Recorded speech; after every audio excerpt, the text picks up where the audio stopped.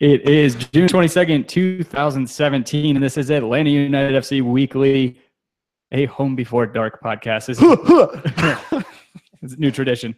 It is week 16, and we are coming off a pretty bad loss. A bit of a bummer. Yeah. We got off to a good start. It was very optimistic, but yeah. Pretty bad hangover going on right now in Atlanta. I think a lot of people are dealing with it. I guess probably dealing with it in their own way. Is Dan giving me? Yeah, I think that's what you just vibrated. So Dan is out of the studio tonight. That's why the camera's on this side instead of the opposite side. And he's gonna call in on Skype and still have the regular show. He just won't be in, just like we did a couple weeks ago. So yeah, trying to get him on the line. This is the fun stuff about doing it remotely. Yeah, there's always something, right? Here we go. Got Dan. Wow. Hey, Dan, can you hear us? Hey, what's up, guys? Hey, what's up, man?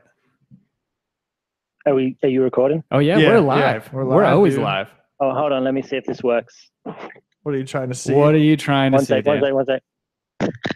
That work? Oh, I heard it. Oh, it did work. He's cracking open a cold one with the boys. I was like, what is that? I dig it. So, Dan, hair of the dog that bit you after, the hangover from last night's game? Oh, I haven't stopped drinking. I've been the opposite. I've got to get my tail into the gym tonight after we record. It's bad. I've been so slack. Whoa. 24-hour fitness? Yeah, no drinking for me tonight. This is going to be a bad one. This is going to be a bad show. This is going to be bad. Oh, yeah. And Tri-County tonight, guys. This is going to be fun. I have my typical LaCroix. It's going to ruin all of our reviews this week. My spicy water. So let's not the same with alcohol. Well, let's go on a positive note. No surprise there, Kevin. You're the one that's ruining the reviews. Exactly.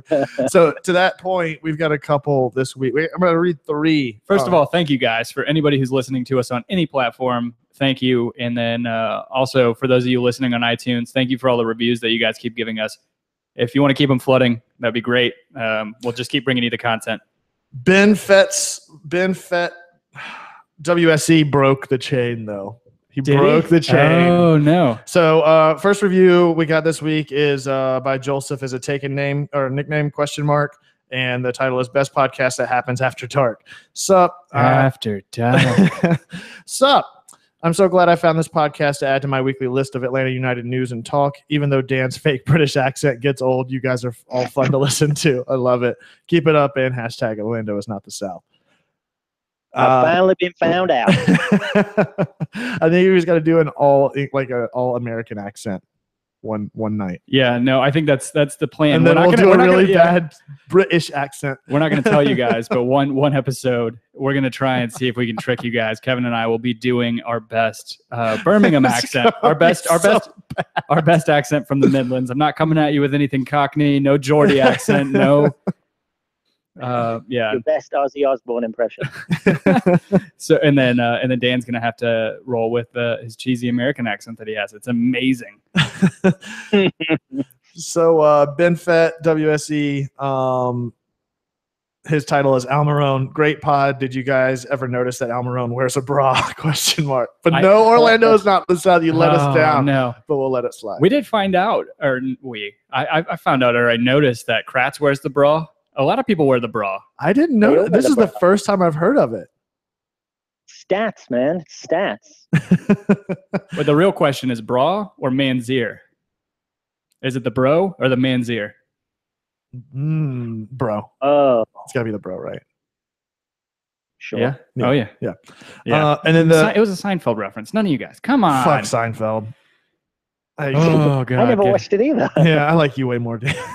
Just kidding. So then the third one is actually on YouTube, and it's not for this show, but it's kind of a crossover from the Atlanta United show. It's by William McClaney, and he had checked out our video that we posted from our main Home Before Dark show. It says, "Wow, I'm a follower of you guys for Atlanta United, but had no idea that you guys were Era fans as well. This is awesome. Huge fan, fellow musician myself. Cheers, mates."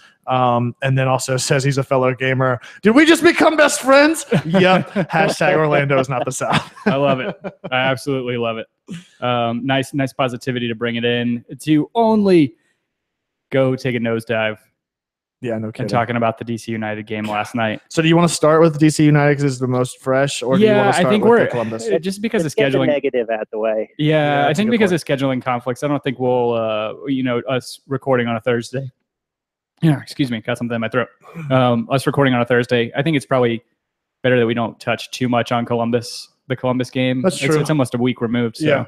DC last night got off to a roaring start. It was almost a mirror image of the first game. It really was. A lot of stuff that I think it just keeps coming back up. And we had the same conversation after the DC United game last time, which is like, and the Vancouver game, which is like, how does this keep happening after really solid performance against Columbus? And I don't know if the team is just like, oh, it's DC United and they haven't scored a goal in 4 games. This is going to be a cakewalk and they come out super flat, or what it is. Like you said, it got off to a good start. Gressel gets that first goal. And then, I mean, the back line was just non-existent last night. Yeah, agreed wholeheartedly. I mean, there was a couple of key deflections by some awkward steps inside the box to just like put a body in front of somebody, but nobody was making any actual valid challenges. I didn't feel like inside of the 18 for the most part. No, everybody's out of position. It seemed like Parkhurst was out of position or just non-existent. Right. The only person I wouldn't completely dog on that back line for last night's game was Greg Garza. Yeah, but he still didn't have a great game. He was hardly in it, I felt. That first goal that we gave up was just so sloppy and It was just stupid. It was so bad. Like, it was just embarrassing. Who do you blame in that scenario, Dan? So I'm going to put most of the blame on Parkhurst. Oh, I would absolutely agree with that. When Kevin was saying after the Vancouver game and he was complaining about Assad not making a play on the ball, you got to make a play on the ball, regardless of where it is. Absolutely. So, and he did it. Mears did the same thing on the second goal, and there was just, even if it's going to go, you're going to get a penalty, but at least just make a play. Don't just stand there jiggling around with your dick hanging out.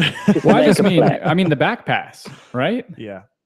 It was just so stupid. Whenever you've got somebody in the box right there, like you don't do that when your keeper has a man on. Yeah. No, you absolutely do not make that play. But I mean, to that point about the Assad after the Vancouver game, I've got comments about Assad. It just seemed like the entire game last night was like, I did not see any improvements from the team that we saw play that DC United game at home. You know, like all the frustrations I had about the way that we played at home and how much growth and development I feel like has taken place week after week.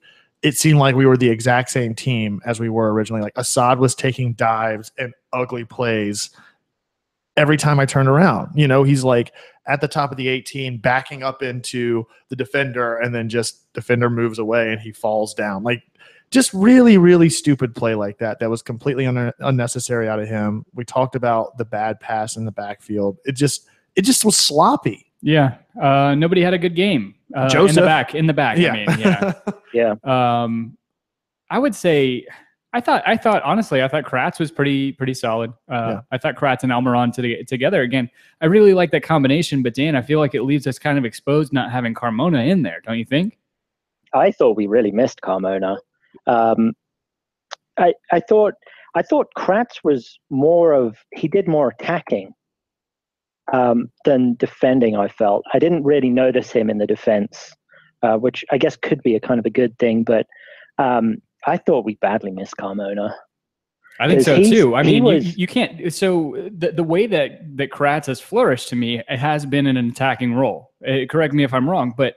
Right. You put him in there as a replacement for Carlos Carmona, who is just a stellar box-to-box midfielder for us. He's a really thankless player. I know we kind of dogged him early on in the season, how that he's kind of unremarkable, but you really, really notice him whenever he's gone. I mean, and to your point about Kratz being an attacking midfielder, like, I know we're not talking about the Columbus game, but that couldn't be any more evident than in that game. Like, his attack at the top of the 18 to take the ball to set up Josef's goal is 100% because of that. Yeah. Right. I mean, well, so dipping into the Columbus game a bit, Carmona, the amount of tackles that he made and key blocks that he made in the Columbus game really broke up their play in the middle of the field. And we sorely missed that in DC because, come to think of it, I don't think I saw many slide tackles at all. There was no critical tackles against DC. I mean, it's the same thing with, was it LGP's tackle that sets up the Almiron goal in the Columbus game? Like a key tackle that sets up that counter for Almiron to go, which is just a gorgeous goal to begin with. But there was you're absolutely right, Dan. I did not see any real key critical tackles either in the backfield or in the midfield last night against DC at all. Like nobody was stepping up to provide that. It was like anytime they got close to somebody with the ball, they did that like stupid, back heel, like fan your body out to take up space to try to get a deflection more than actually making a challenge on the ball.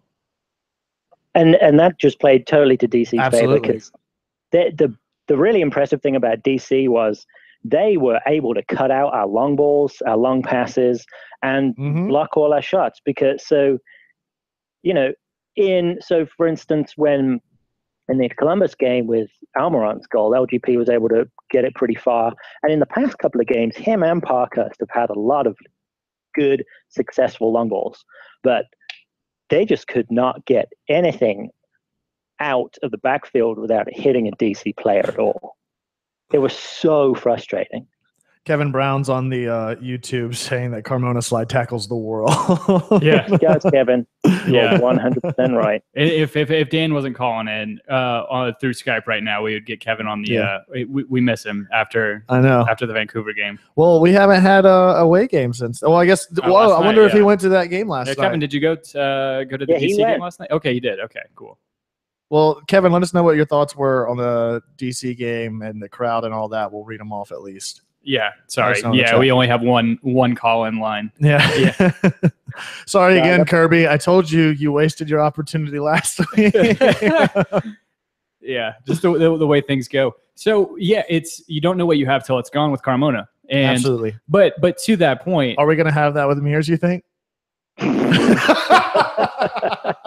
He tried to change his hair to be more like Josef. Yeah. You know what's really weird? His hair looks almost like a carpet.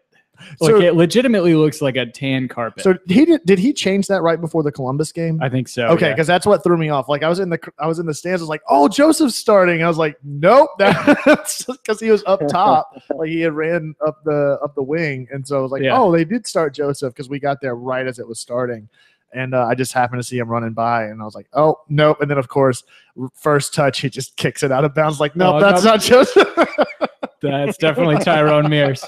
You bet. I was tempted to start the game or the show off with intro music like last, but doing "You Better Call Tyrone." I thought that would have been appropriate. It's time. It's got to be time. It's way past time for him to be gone.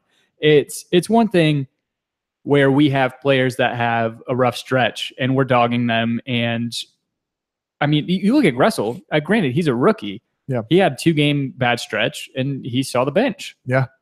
I mean, exactly. Mears there seems to be no consequences for. You know what's funny is I thought Mears for the first half hour of the game was not bad. I thought he was redeeming himself for a lot of the beginning of the game, and then against DC, not against Columbus. Against Columbus, DC, yes. I did not think he had that at all. Yeah, not Columbus. I think he felt. I felt like he had the fire lit under his ass, and I felt like he was finally starting to come to. And no, he just unraveled again. And I don't know if that's like Dan was talking about last week, getting Zach Lloyd into the lineup. If that's Mark Bloom he's warming up the entire game. Right, I don't understand why he doesn't see the field. I agree. I think Lloyd was on the bench. It's like, why did we not make the sub? Like after the fourth time that Mears had completely slowed down and destroyed one of our attacks, why didn't we bring in somebody else who, I mean, Lloyd's only shown the only one who's really shown like really aggressive forward streak that we saw for half an hour, 45 minutes against Charleston. Right. Yeah. That said, I said it after the Charleston game, how good it was to see Kevin Kratz play an extensive amount. And I think that he has showed up. I mean, Dan, you've been on the Kratz Krieg wagon since the jump, and I think that I am definitely a member of that train at this point too. Is it a train or is it a wagon? I'm all over the place here. I need to get some consistency. I think it's a Panzer. Is it a Beamer? Is it a not a Bentley? That would be British. Is it a Beamer? Is it a Benz? But to that point, hopefully it's not an Audi, like an overpriced German car that's going to break down. You're absolutely right. Yeah. Just a more expensive Volkswagen. We don't need that. No. I thought he played great in the Charleston game. The Columbus game, he comes in, makes such an amazing play to set up the Josef goal, like I said, and it's so prevalent in that midfield. And I think he had an okay game. He did play last night, right? Yeah. He played safe. Yeah. I don't have any notes. I need to do better about that. The past couple of weeks, I haven't been taking notes. And so I've been less vacation and work kind of keep me busy. And well, it's tough because it's like 2 games. I'm trying to juggle which one he made a play in and which. Quit making excuses. Yeah, so we got a couple more things. Unprepared. A couple more things in the live chat. Some new faces I'm seeing. Austin Harris says Mears and Parkhurst continue to disappoint. Could not agree more. And then Brittany S says same thing. She agrees with just it's good to see new faces on there. Thank you guys for watching. You guys are awesome. And then Kevin says he sat behind the benches and the crowd had a good amount of Atlanta United fans in it. That's the only fans that I could tell were there. Yeah, it's pretty fucking empty. He said the whole stadium was in Atlanta's favor until they gave up that goal. Yeah. So, so can we? Granted, it's kind of. I'll give you that Kann is partly at fault, but what's the weighting there? What's the weight between Parkhurst and Kann on that goal? That first goal. Is it 80-20? Is it 80-20 Parkhurst to Kann? Is it 90-10? Is it closer to the middle? I'd say 70-30.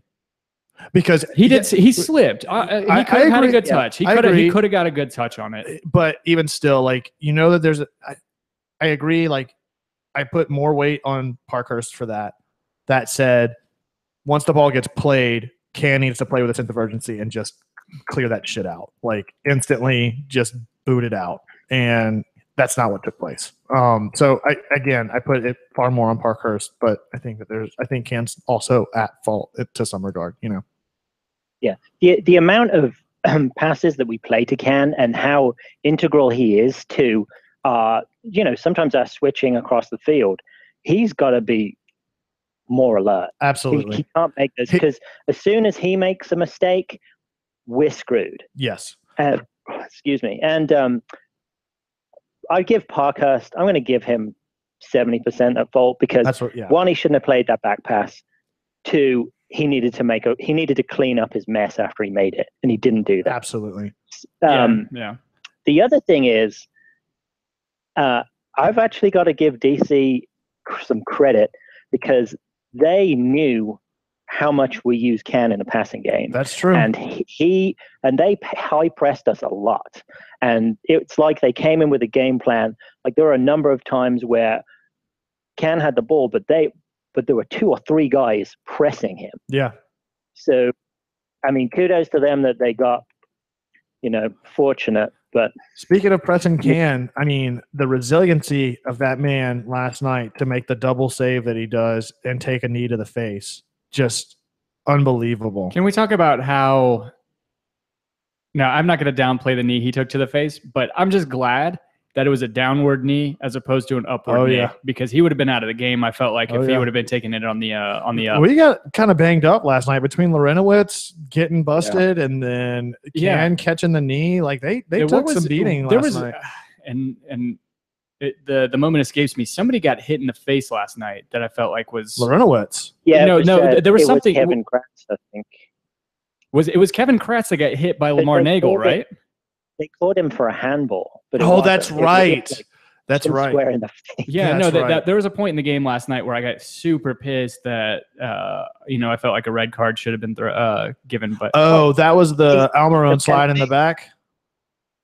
There was that too. No, that was Assad that got Assad. It was Assad. Yeah, you're right. I don't. But that was offside, right? I didn't see any replays, any definitive replays to show either, the camera angle. That's what the official call was offsides. But yeah, it should have been a penalty if he wasn't offsides. But that's what the announcers were saying was that. I took a picture and I'm going to tweet it out because I was so irritated when I actually saw it. That I was just convinced that he wasn't offside, but then it's the slightest of margins. Yeah. All right. Home before dark. But it was just, part of me was like, don't you play advantage to the runner? I mean, I felt like he wasn't as much offside as Ridgewell was. No, and Tito was also as much onside on that first breakaway as Absolutely. actually I think he was completely onside. I felt like he was level. So, so Dan, this is the thing, is that there's also the angle that you're looking at it at too. That was the same problem we had with what was that game? Was that the Vancouver game? Where Yeah, but if you look at the Chicago. striations on the pitch, you can line it all up. Yeah. You can line it all up with the feet. Draw lines from their eyes. So this brings up a big heated debate, and I was listening to the guys on Mouse of the South earlier on in the week talking about video assisted replay, because there's been a lot of stuff, a lot of just backlash and a lot of errant calls and all kinds of confusion going on in the Confederations Cup. And I think we're going to get VAR starting after the All-Star break. Like, I think for goal line stuff, I'm on board with it. And I go back and forth about it, because it's like part of what makes soccer so great is that it is a constant game of movement, and there is none of this like, all right, let's stop and take a look at it. Like, it's all momentum based and based on the counter and setting those plays up and playing to the whistle. And, that there's a lot of opportunities in players, as much as diving has become a big issue in the game, like there is just as much people, holding up their hands, expecting an offsides and stopping play rather than playing to the whistle. And that sets up other goals. Like, all of that kind of stuff. If you start implementing those systems, I'm afraid that there's going to be a lot more breaking in between that play, and I don't want to see that happen. And then you're still only going to end up getting 1 minute stoppage time in the first half. Exactly. What the fuck? Exactly. I mean, how irritating were the hydration breaks during the last World Cup? I mean, come on. Right. Yeah. Wait till 2022 whenever they're in Qatar. Yeah, no kidding. So no, I think we're all on board with the VAR slowing stuff down. But one of the things, as somebody who works in an industry where I work with RFID, I want to throw this by you guys, because I think it's completely doable given what we have implemented at even the lowest level races that you can do with an Atlanta Track Club in Atlanta, is having each player have an RFID chip on their bodies, in their jerseys, every single player, so that there's some sort of tracking mechanism. This would work a lot like it does in FIFA. Yeah. So, and I don't think it's entirely not. I think it's doable. So you have RFID chips that are for each team. They're completely separated, so you can tell which team's which. And then you put pressure sensitivity on the ball from whenever it's kicked. And then based on I think you can completely automate an assistant referee. But then what? I mean, so what's the actual rule of offsides? Is it any part of the body past the last defender, or is it your feet? Because that's where the RFID depends on where the placement is on the player. I believe it's the feet, is it not? I don't know. That's why I'm asking the question. I mean, I think it's the feet too, but I don't have the official. I'm pretty sure that was why it's any part of the body. Yeah, if but Liam Ridgewell, his face was offside, right? But his shoulder. feet, his feet weren't offsides. That was the whole clarification of why he wasn't offside. So if it's just the feet, then I absolutely agree. You put them in the boots. You can completely automate. You go from there. Yeah, you can completely automate that. But even still, it's like, so what if the tip of his toe is offsides, but his heel isn't? Well, then you have an absolutely fail-proof system. Yeah. I mean, let the machines do it. Yeah. Because obviously it's just tricky. Assistant referees aren't doing it. It's the assistant referees aren't there to make subjective calls. At the very least, I think that there should be some sort of booth to not stop play, to review things and all of that, but there's nobody upstairs also looking at things to radio down to the main official to say, no, you've got that call wrong, or, for them to say, we're going to need another second on that. I think that would be more beneficial than the actual field official to make that call. You know, if they have somebody upstairs that's looking at things critically and they have a whole team on it and they're like, no, they just know because they've got 10 people looking at what that line judge is calling versus just a line judge. So instead of having 2 assistant referees who are there to make there to make judgment calls whenever it's on the fringe or making offsides calls, you do what they do in American football, and then you have an umpire, and then you have a referee. Yeah. You have people like 2 people on the field, absolutely, that have the ability to make those calls. Absolutely. I don't know. Isn't that just going to disrupt the flow of the game? Well, no, I don't think so. I think that they're there to make calls, but they have somebody that's real time. Like, I don't think you need to have a review system and all that where it stops play, but a dedicated team of people upstairs that are looking critically at every second of every game to say, nope, you got that wrong. I'm just saying, it's just like straight to their. They've still got to make a decision in like 2 seconds. Yeah. I mean, I still think that happens. But in that 2 seconds before they set up to make play. What you do when like someone's running and they call them offside, and then 2 seconds goes by and they say, "Oh, he wasn't offside." No, that's what I'm saying, though. I mean, the machine at that point is, I don't know. Yeah, I don't think we're that far off from that being implemented. Football, I think, is a separate conversation, but I think the fact that isn't in the tip of footballs for goal line, it blows my mind that doesn't take. Yeah, it's absurd. I mean, it's not like an RFID chip's easy to break or anything. Yeah. It's fair. Yeah, it's fairly straightforward. It's kind of crazy. Tim, have you read Ian Wright's comments on VAR? I have not yet. Okay, can I read this to you? Sure, do it. All right, it's got to go. I don't think we need it. You know what's going to happen? It's like Skynet. When we're living in a dystopian world where what's going to happen is people say, how did we get here? It was the VAR. Chile against Cameroon is why we've got robots and Terminators coming for us now. That's where it started. See? A man after my heart. So, I'm a big Terminator fan, and I fear Skynet I wake up every day in dread that Skynet's going to happen, but I keep contributing to it by buying new phones and computers and TVs and all that. But I don't know, Dan. I mean, you do want you need the referee to make the main referee, the main official, to be making subjective calls on the field. Especially, we talked about this early on in the season, that we've noticed that they don't manage the games all that well in the MLS. And where you would think that a lot of this stuff is cut and dry. It's not like football. It's not like football, American football world. So many of the penalties are cut and dry. There's a lot of subjectivity, and they're letting them play, and you want to like err on the side of caution, but also breed a certain sense of competitiveness and not let it get dangerous. But you're absolutely right. There's a lot of subjectivity for like one of the things. So a great example last night. I'm not dogging the refs. I completely understand it's a really hard job, but I mean, you have to manage the game. Mm-hmm. And one of the examples of what I'm talking about is Brandon Vasquez comes on, who was, again, I thought was great. Had last a great night. game. Yeah. Had that cross across the floor at the top was beautiful. Yeah. But he comes in, his first infraction is a yellow card. Yeah, I don't agree with that. Dan, what do you think about that? I understand it's the 70th minute, I think it was past the 70th minute. He gets his first infraction. He's immediately carded. Yeah, it was ridiculous. And then it almost looked like he was going to get sent off a few minutes later.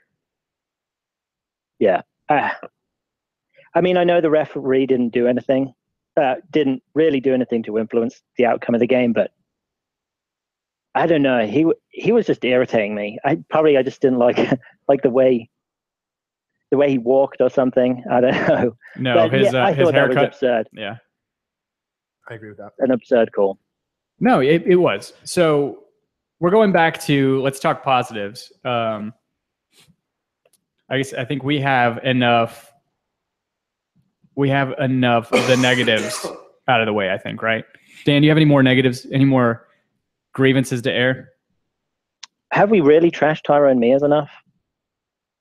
I mean, it's been weekend, and if you do we need a montage of us. Composite sketch of all the shit talk that we've done on Mears. Yeah. I think we've got it. I think we have been dogging that guy since probably week 5 at this point. Yeah. No, I think we all saw what Mark Bloom brings to this lineup, even in giving up that goal to Liam Ridgewell. Pierce Hashtag Hicks. me is out. Pierce Hicks says Brandon Vasquez is out here taking Kenwin's job. We said that a long time ago, and I completely agree because we have not seen Kenwin since Vasquez started getting subbed in and playing as well as he has been, especially in that Charleston game. And I think, honestly, he's trying to take Gressel's job. Ooh, I don't think that's going to happen. No, I don't. But I think it's great that you have. I agree, because we have a mold now. We have a big imposing winger, which I fucking love. Mm-hmm. I love it. Just like we talked about it. I think last week talking about that Breck Shea mold, where they're able to just go and play very imposing and go at these small fullbacks. And I think that I don't know. I think that it breeds good competition. I think he and Gressel are pretty much the same player to me, just different heights. Yeah. So speaking of competition, Liz Bateman says Vasquez was lazy against Charleston. I didn't see that. I agree with her point that he's definitely a sub. I don't see him as a full 90-minute player. He's 18 years old, exactly. And I don't think he's done growing yet. No. That kid is a monster. He's huge. It's amazing. He's huge. I didn't see the laziness, we have little tiny frosted orange going to be playing up in the hole whenever Almiron gets sold. Yeah. And then we got Brandon Vasquez, who's just, to me, is our future at forward, because I don't think we hold on to Josef Martinez. I don't think we hold on to Villalba. I can't hear these words right now. I know. I understand. I'm just trying to be realistic. Through the season. Let's live it out for a little bit longer. Kevin, you're right. I mean, we need competition. It's great. I mean, that to me, that's why Mark Bloom needs to be starting. That's why Kevin Kratz has had the 3 games that he's had. Absolutely. They're all vying for those starting positions. You see that a lot in Europe, where you think that a team has a lot of depth, or they have great players in certain positions, and they bring somebody out in because they don't want players to be complacent. Right. I think we need center backs in there. I honestly think I agree. I don't think that Parkhurst is necessarily complacent, at least in. I just don't know that he's up for the job anymore. Mm-hmm. I don't know. He seems kind of tired to me. I don't know. Parkhurst, I think the only time he's gonna not be in the lineup is when it's probably going to be a midweek game where he needs a rest. I don't think they're going to stop playing him because he's the captain. But I mean, talking of being tired, Assad has played every game. I think he played against Columbus a whole 90. He played against Charleston. Oh no, he didn't play against Charleston, but he played against DC the whole 90. He's exhausted, and it looked like he was drunk towards the end of the Columbus game. Also, Lebrenowitz, that guy's played, I think, every game. He's played for the past 5 games. Yeah, he's played lights out too. I mean, to see him get clocked like he did last night, where his nose was just pouring and just like, nope, get me back in there. Let's do this.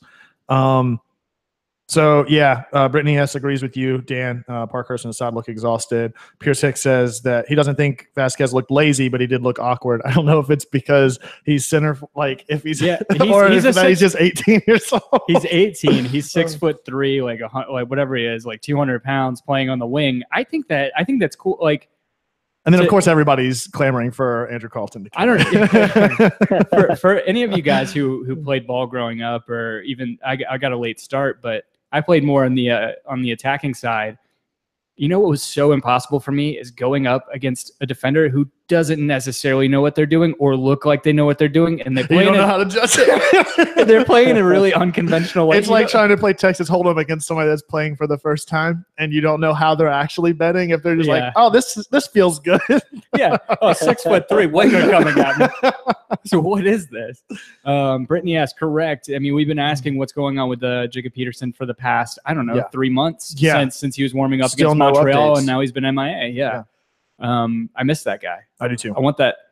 I don't know, the man bun. Yeah, in regards to Carlton, I think if he was ready to be starting, then I feel like he'd be on the bench. And the fact that he hasn't been included on the bench for a while now, apart from in Charleston, is just in terms of his development. I mean, he turned 17 today. He's so young. I agree. And we just need to be patient with him. I agree with that completely. No, I want him to get the Raheem Sterling treatment, Dan. I want him in immediately, and then I want him to just completely go snake on us and make his way over to Europe. No, I'm just kidding. I don't want that to happen at all. I want Andrew Carlton to be a lifer. Actually, I don't want him to be a lifer because I know that he has the talent to go play in Europe soon. So any more thoughts on the DC game? Thoughts on the Columbus game even? All right. I've got I've got a positive from DC. Okay. And I'm preaching. I mean, Kann, I think, was a big positive aside from that one play. Like I said, the saves that he made were fucking great. Yeah. Well, I'm going to preach from the gospel of Longshore. So the fact that our expectations going into this game are so high that we expect a win, a solid win from this game. How could you not expect that? DC hasn't scored a goal in 4 games. What? Yeah, DC hadn't scored a goal in like the previous 4 games. How could you not expect it? I know. That's why we expected to go in to win this game. I think everybody would expect to go in. They're last in the standings. Kevin. The fact that our expectations are so high because we went into this game shows that as an expansion team, we're in an exceptionally good place. Like Minnesota are celebrating lifting off the bottom of the table. Well, DC just did with a win over us, so there's that. Exactly, but we're an expansion team. I mean, I'd much rather be in our boat than in their boat. And think about what our team is going to be in like 3 years. Yeah, once we lose all of our players. And get more coming in, Kevin. Yeah, that's the whole point. It's like our academy is so strong. That's a good point. Like Andrew Carlton, the academy is a year old, and this weekend we the fire in Dan's voice right now. I just dumped so much tea in the Boston Bay or the Boston Harbor. Dan is he's living. Dan is turnt. I don't even think I got the historical reference right, guys. No, you didn't. So we signed 3 players from our academy that the staff believe are going to be starters. Lagos Kungu being the biggest one, right? And our academy is a year old.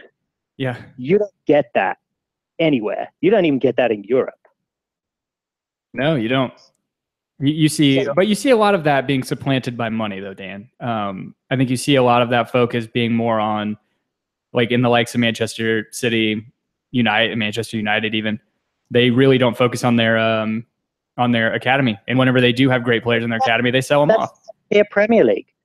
We're below the championship, and the only way you get good in the championship is you get some decent loan players that are going to leave you anyway, or you build through your academy. So let's talk loan players because I don't know, 3 games into the season, I know you and Kevin and I would have thrown Yamil Assad back down to Argentina. Yeah, back to Sarsfield. We would have said, fine, that's fine. Thank you for doing your job. Yeah. But now, I mean, unless he keeps playing like he did against DC, where he's just flopping every 5 minutes again. Last night? Yeah, you didn't notice that? Yeah, he was taking a lot of dives. No, he didn't. He did not. I mean, he had a good game. I'm not saying he had a bad game, but he was definitely back to flopping more so than he had been in weeks prior. How long did he stay on the ground aside from the time that he got fouled? I didn't think so at all either, Dan. I thought the only time that he even stayed on the ground and he didn't get up immediately is whenever he actually got hit. And one thing that I've noticed with him, and we talked about it a couple weeks ago, the guy just has tricks for days. Like he's so easy to foul. I agree. I think I likened him not completely in skill to Luis Suarez, but in the same style of play where he's so tricky with his feet. Yeah. But at the same time, he has that penchant for falling down a little too easy. But to go back to the loan players, between him and Garza, those 2 guys I think are crucial for us next year. Assad is just tireless. You say he looks exhausted, but last night, he can look exhausted all game, but the work that he's still putting in is ridiculous to me. Absolutely. I don't understand the stamina the guy has because he does look spent, but he's still dicking guys around in the on the wing and then also just running his ass off. Mm-hmm. I think he and Diallo both run their asses off. You think we could sign him and be under the DP? Do you think we could get him as a non-DP player? Yeah, I think so. I think he's young enough, Dan. I think that, and from my understanding and listening early on in the season or before the season or reading reports, that he's not necessarily that wanted down in the West Sarsfield. So I don't know. And I think that those South American players really do love playing under Tata. And I think that probably... Well, especially if you build some success off of this season. Yeah, exactly. And I think that we can get him. I mean, I imagine he loves Atlanta. I know Greg Garza from seeing the stuff that he's posted. He doesn't want to move his family. Well, especially exactly. I mean, with a new baby and everything else. Not just now, that. He loves it here, and he's enjoying a lot of success. And I think that we could sign both of those players probably under the DP line, Dan. I hope so, because I could potentially see Assad being a replacement for Almiron. I could see that too. They're very different players, but at the same time, I think he does fit into the whole. He's a different kind of player. I mean, you look at. Almiron's kind of a hybrid. He plays kind of that hybrid winger, forward. Seeing him striker. make that tackle last night inside the 18 and then pull it all the way up to the other side of the field, like you just don't see many players make that kind of closed down by 2 DC players. Yeah. You don't. So you don't see. Yeah, you don't see a box to box attacking midfielder like that. A number 10 that goes box to box. We got a couple more comments in the thread. Pierce Hicks saying we'll lose them one at a time over the next few years if we lose J-Mart. I love that people are calling him that. Brandon Vasquez, Almiron leaves, and he's saying Brandon Vasquez replaces J-Mart, Almiron leaves, and move Assad to number 10, just like Dan was saying. Yeah. And then we'll make profit on them. That's true. I think the MLS, if I'm not mistaken, makes a good bit of profit off of the transfers, right, Dan? I have no idea. Somebody correct me if I'm wrong, but I believe that transfer fees kind of filter in through the MLS and not to the teams completely themselves. I may be wrong. That's such bullshit. Anyway, and then Kevin Brown saying that Assad and Carmona are workhorses in the press, and Lorenowitz has great positioning. Yeah, we've been talking about Lorenowitz being captain ever since. I mean, even before the Charleston game, we were talking about just he has. I forget what game it was that really started that conversation, but there was it was a home game. Yeah, and there's the whole dispute between the ref and LGP where Parkhurst is like on the opposite side of the field rather than intervening. Might have been NYCFC. That might have been it. It was either that or Vancouver. Where we were just talking about, Parkhurst isn't really commanding the backfield and contributing anything to those disagreements with the line judge or whatever it may be. He's irreplaceable to me. That holding midfield between him and Carmona, I think it's our linchpin because they are showing in their absence, especially Carmona is showing just how susceptible that back line is. Lorenowitz can only cover so much. Exactly. I mean, you look back and he's still playing. He pretty much plays center back for 40% of the game. It's in the Columbus game at one point it was LGP on the left, Carmona, Lorenowitz, and Parkhurst that made up a back four. I thought it was pretty funny. Yeah, it's a little ridiculous. But obviously Mears out. Alec Kann, I think that the jury's still out. Guzan is close to eligibility. He's going to be playing in the Gold Cup, I believe, with the U.S. And I think Gold Cup starts on the 7th. So moving on to this week, we got Colorado Rapids Saturday back in Atlanta again, 7 o'clock kickoff. Thoughts on starting? What are you guys thinking now as far as Martinez starting for a full game? Do you think we're there now? I think he's ready. I think so too. I think he's had one full game against Charleston, and he's had 2 substitute appearances. Yes. 3 substitute appearances now. 2. Charleston because we played Columbus and then DC, so it's 2. Because he played the full 90, then we played Columbus, and then we played Charleston. He played the game before. He played in Chicago, didn't he? Yeah, but I thought you meant there was 3 substitution appearances after. No, he's had 3. No, you're right. You're right. Yeah. Yes, and it really shouldn't have been a full game, obviously, against Charleston. So right, I think so too, and I think that'll help. But so, who are we pulling out for him for a full? Are you gonna take Villalba out or? I don't know. I honestly don't know how Colorado plays enough to know whether you need to substitute Gressel or if you need to substitute Villalba. I think honestly. I feel like you go back to the original starting lineup if you have it. I agree. I think that you put Villalba out on the wing, and then you, as much as I think that he's a better forward than he is a winger, I think you still put Villalba out there. He's got crazy speed. I love Gressel's dynamic as an imposing winger. But he's also a great sub. Yeah, and he's been playing a ton, so I think you take it out. I think he does need a break. And Carmona's back this week. Yeah, I agree with what you're saying. I think we go starting with the exception of maybe you put Bloom in over Mears. Yeah, Kevin Brown saying give Tito a rest. I mean, he does look tired. Yeah, he looks as tired as Assad does. He looked exhausted. Yeah, exhausted. He couldn't even pull a pass down. No, he could not. Like that shot that he took towards the end of the game was just so wildly off target. Yeah, just bad. You have to imagine play. Exhaustion had something. To do absolutely. with that, yeah, I think it's time for Martinez to get a full 90. I'm excited. I mean, we talked last week about, so to that point, we didn't do DC predictions because Columbus was the first game. I thought you guys might have. Dan did. I was at work. I missed it. So do you think Assad and Almiron are going to play or start? I don't want them to be honest, Dan.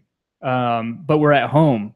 Exactly. And that's the biggest thing that it kind of scares me. I'm a little anxious because Almiron's been playing like crazy.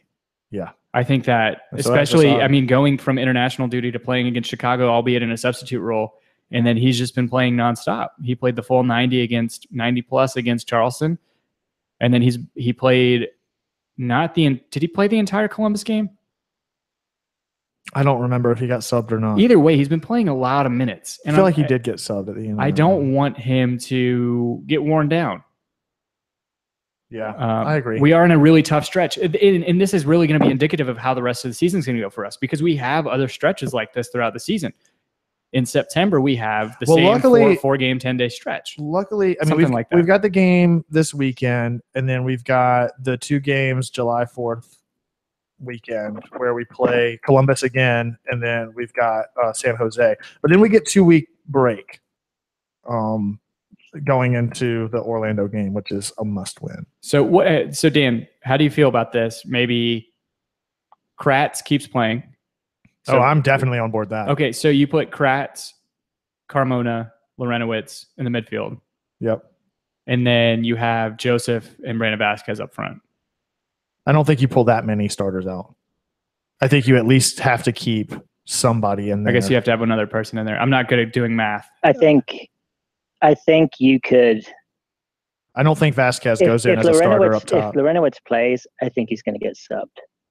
Yeah. I think potentially So I was thinking you could sit Assad or put him on the bench and then maybe flip Gressel over to the left and then start Vasquez on the right.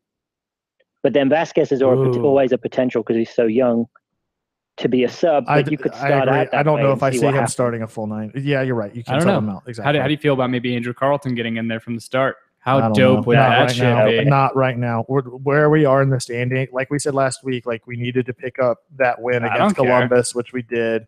It sucks falling that 1 to DC, but at least we got the 1 and we're still relevant as far as the standings go. I think this Colorado game is another one that we really need to pick up.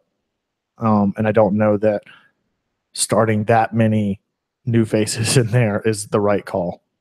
So the other thing is Colorado, they're a bad team. I mean, they've won 4 of their last 5 games, though, right? Yep. Yeah, but against Portland, against Columbus, against Sporting KC, they lost 1 game against LA Galaxy last night. Yeah. Yeah, 3-1. Yeah. Yeah, but at the same time, they beat arguably a top 2 team in the West in Sporting KC. Granted, it was almost a month. It'll be almost a month's time since on Saturday. But I mean, Colorado beat Columbus. They beat. I mean, they I don't know. They're an enigma to me. They're one of those teams like Portland in the West. Granted, I don't think they're as good as Portland. They don't have the same upside to me as Portland. But they were a good team last year, right? I mean. There's potential, or there's talent on that team. As bad as Kevin Doyle may be, for anybody who watched in the EPL, he was never that good with Wolves. He's just I don't know. I don't necessarily know that I'm scared of them, but at the same time, I think that they're was not scared against DC or Vancouver, and we dropped both of those games. I was scared last night, dude. Going into that game, knowing what. I felt to go back to it, Ben Olsen was one last thing to talk about with the DC game. Ben Olsen was a fucking awesome coach, at least managing against us, because he played his cards perfectly. You guys talked about him pressing Kann, but at the same time, he has the blueprint. You just hoof the ball into the middle against our defense. Our center backs don't fucking jump. No, they don't. And I'm afraid of that. I mean, Colorado, talking about Kevin Doyle, he's pretty good in the air. I mean, I can give him shit for not scoring goals that much, for being a marquee signing for them. But I'm not necessarily so sure that we're going to be able to stop Colorado in the air. Okay, and this is what scares me about Colorado, to your point, Tim. They've got 3 center backs available: Watts, Ford, and Soderberg. Ford is 6'2". Soderberg is 6'7". Oh my God. Gordon, one of their strikers, is 6'3". Jesus. I could see this being a set Vancouver play, all over again. yeah, set play nightmare for Atlanta. Exactly. You got Kevin Doyle, who at the shortest on that list is 6 foot. Yeah, that's ridiculous. And he's pretty good in the air. So maybe it does make sense to start Vasquez from that. Yeah, no. Exactly. I think kind of peeling that back, unpacking that. I think you do need to start somebody with that kind of size. So that said, I think you start Martinez. I say yes. Maybe we do start Vasquez, or at least bring him in if things start to falter from the set piece play. And then I'm still going to vie for Bloom to start over Mears for the time being. I think, again, Lorenowitz has been playing a ton. You've got McCann that can come in. You've got Kratz that can come in, who's obviously been playing great. But I think those are still substitutions. I think Martinez definitely needs to start. He gives us something up top that we really, really need. I mean, the pace of the game last night whenever he came in was just unbelievable. And, yeah, that's my call anyway. What are your thoughts, Dan? Yeah, I think we start Vasquez. I think we need Gressel in there because we need some muscle. And I think because I have a feeling this game could be lower energy, I think you start Lorenowitz. I agree. I think Lorenowitz has got to – I mean, he's got to be in there to start at least. So and I'm going to start Almiron. Okay. So you're going to keep so you're going to put Vasquez up top over – or you're going to keep Tito up top and put Vasquez on the wing? No, I'm not putting Tito on there. I'm giving him and Assad a break. Okay. And I'm putting Gressel and Vasquez on either wing and see what happens. So who are you putting up top then? Assad? No, Martinez. Oh, you didn't say Martinez. That's what threw me off. Sorry. It's okay. Okay, yeah, I agree. Tim, what are you thinking? I don't know. Should be a good game, no matter what. Dan, are you going? No, I'm not going. No. Tim, you're going, obviously. Yeah. I'm planning on it. Yeah.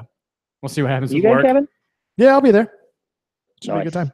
So, all right. So nobody got score predictions. We didn't do any for DC. We did a couple online, I think. Nobody got them for Columbus. Yeah, no, Tim, Tim was the only one that called for a win against Columbus. I with called a 2-1. Yeah, Yeah, 3-1. yeah, exactly. So I had 1-1. Dan had a 2-1 Columbus. So looking at Colorado, Dan, what are your thoughts? 2-1 Colorado. Tim? 4-1 What? Atlanta. Bullshit. I hope so, Tim. Bobby Dodd. Bobby Dodd gonna do you right. I'm gonna say 2-2. We're due for a draw. It's been a while. Yeah, it has been since the Portland game. Is that right? It's been a while. Yeah. I'm gonna say 2-2. Atlanta's scoring. I mean, aside from last night, they've been scoring pretty well. I think we get a Josef Martinez hat trick on this weekend. Yeah. And then I think Vasquez puts one in. I think those are my 4 goals. We need score prediction, guys. Yeah, what are your score predictions? Kevin, Brittany, Pierce, Liz. Yeah. And then who else is joining us tonight? Austin. Everybody, we need score predictions for the game. So Orlando is not the South. We have to have correct. our typical Orlando talk as we get within 1 month of the Orlando game now. Officially, we're inside of a month to the Orlando showdown. 30 days, right? Whoever made that damn Orlando is not the South shirt on Teespring is pretty great. Yeah, That is Trendafarian. Shout out to him. Trendafarian. Say it again. Trendafarian. Yeah. Okay. Yeah, that's awesome. So obviously, I think we've helped ignite a lot of people on the Atlanta United Facebook group are saying it's kind of a forced rivalry. We shouldn't be forcing it. We haven't even played them yet. I think it's fun. I think so too. Who's knocking this rivalry? I don't know. A lot of people so it got taken. The post got taken down. I think on the Facebook group. We posted something. We posted. No, we didn't post it. I can't remember who posted it, but Anyway, we love the fact that somebody sent it to us over Facebook. We love that you guys are thinking about us. Orlando's been in a bit of a slump too. I mean, they drew last night. They right? drew Chicago. They drew Montreal. They drew Seattle, and they lost to Miami. they really should have lost that Montreal game. They were down 3-2, I think, until the 94th minute, something like that. We got score predictions. We got Brittany S saying 3-1. I'm guessing for Atlanta. Robert Swick 3-1. Keep the Bobby Dodd streak. Our Bobby Dodd Stadium streak going. Kevin Brown, or Liz says 2-1 Atlanta. Kevin Brown says 2-0 Atlanta if Bloom replaces Mears. 2-1 if Mears starts. Okay, we gotta start a new stat. If Mears is still on D or not. Yeah, BM and AM before Mears, after Mears. No, that guy Mears is a midlife crisis. Yeah. No. What I was going to say, I think in baseball you have wins above replacement. We're going to have goals below replacement for this. I think that'd be a good stat to have. I thought something I found funny looking for Jacob Peterson's status on Twitter. Jarrett Smith, who joins Soccer Down Here. I think I want to say he helps produce. I may be wrong. Sorry. But he's saying, I'm currently operating with the theory that Jacob Peterson and Zach Lloyd occupy the same space in the universe and can't both do so at once. So that would explain why we've only seen one of them at a time. Though I would love to see both of them back on our team. Just giving some more depth to this team. Driving through Atlanta, coming back from the airport yesterday. Stadium's just so fucking big. I know you keep like every now and then. Somehow the skin has been on for months now, but I keep catching it at weird angles, and it looks bigger every time. It's crazy. I can't remember what street we were coming down. Maybe it's Ivan Allen or something. But going back towards 20, I was just like, I was like, we better get off this road. It's gonna hit us. It's gonna get bigger and bigger. I would love to know, and maybe we could cover this on the next show. I think the biggest discussion we've had it a lot over the past couple of weeks is Kann versus Guzan. Ends up being kind of a hold on a second. Ends up being kind of a like beating a dead horse. And I think we need to have some other discussions. I know that people talk about this, but big discussion that we have internally is I personally still don't want to move from Bobby Dodd. I think that it's a great open air soccer stadium. I'm not going to say no until we're in Mercedes-Benz, and then I'll be like, "Oh, I really miss Bobby Dodd," but I don't think that's going to be the case. I think once everybody's in there, it's going to be like, "Fuck yes." So I took Mandy to the Columbus game, and I was she was like, "Why are you going to move out of the stadium?" How was that by the chance? Well, it's Arthur Blank, and that was always the plan. She was like, "Well, Georgia Tech would be stupid to move." To not agree to keep the team there because they make way more money on Atlanta United than they do on Georgia Tech football. In 7 games, they've made more than on a regular college season. They sell beer, exactly. Georgia Tech have only sold out Bobby Dodd like 3 or 4 times. Exactly, and they've sold it out 7 games in a row now. It's ridiculous. Exactly. So, I mean, I understand Arthur Blank's going to get his money anyway because he'll move us in there because he can reap 100% of those profits, which, that's America. But that said, I think, yes, the crowd has been electric and Bobby Dodd's been great. And I have loved every game that's been played there and being outside with the skyline in the background, all of that. That said, can you imagine the sound with that roof closed in Mercedes-Benz? I think it's going to be great. Hopefully we can sell the full 71 or whatever, 70,000 seats. I don't know that they'll ever open up the full. No, they said they will. They said they weren't. They're not going to not sell tickets. They're not going to not sell tickets. Right? Okay. Is my understanding. We haven't seen a proper Atlanta crowd in a dome yet. I think that that's true. That said, I think that first game in the dome has a very high likelihood of selling that full 70 because it's going to be people that have been there, diehard Atlanta United fans plus Falcons and just Atlanta fans in general that are like, oh, it's going to be in the dome and I can get seats for way less than what I can get a Falcons seat for. And the team has got all this marketability and momentum behind them, I think that first game in Mercedes-Benz is going to be bananas. Yeah, I think it will be too. Interesting discussion going on in the chat. Mao, one of our, not the Chinese ruler, but he was asking. I'm not so sure, Tim. Yeah, maybe not. He's saying, can someone tell me who assisted Gressel's goal? Robert Swick chimed in saying Assad and Miggy both assisted it. And it brings up an interesting point because in world football and soccer, it's usually just one player gets an assist. But the MLS will count it like hockey does. Speaking of which, Assad leading the league in assists. Now, right? Yeah. So if it's 2 and Robert Swick chiming in with the actual definition, according to the MLS, a double assist is awarded only if 2 consecutive one-touch passes lead to scoring or to the scoring of a goal. Interesting. So I honestly didn't know that until the other night or last night. Yeah. Yep. We keep learning more stuff. We learn as you guys learn. Actually, you guys probably teach us more than we probably enlighten you. But I don't like not drinking on this show. Why? Good job, Rob. I don't like this. I don't like this feeling. Yeah. Next week I got to fix this. Yeah. Don't worry, Kevin. We'll fix it. Yeah, exactly. It's because you're not here, Dan. I can't. Tim's just going to shame me the entire time. Why am I shaming? Right. Just kidding. Anyway, and then I think on a perfect note, you want to read what Robert Swick said about Megatron? No. Okay, we'll leave it at that then. So thanks for checking us out, guys. As always, if you leave us a rating, or I guess it's really a review on iTunes, we love both, but if you leave a review up on iTunes, we'll read it out on the show. Obviously, we love the hell out of you guys for interacting with us during the show. Thanks you for all of you that checked us out and watched live. Next week we're back on regular schedule on Wednesday, right? I think so. I guess we do have the Miami game next weekend, or next Wednesday. I mean, right? Next Wednesday, yeah. Oh, that's true. So maybe we will be Thursday again next week. Yeah, but, maybe so. We'll be sure to tweet that out. You can find all of us, speaking of which, on Twitter. Dan, where can they find you at? At DNJMS. Tim? You can find me at Tim Herb. You can find me as well at The Architect. That's at _ARC. Number 1, TECT. Collectively at Home Before Dark. That's before spelled B and then number 4. Thank you guys for checking us out. As always, Orlando is not the South. And most importantly, be home before dark. Let's build a dam and pollute the water.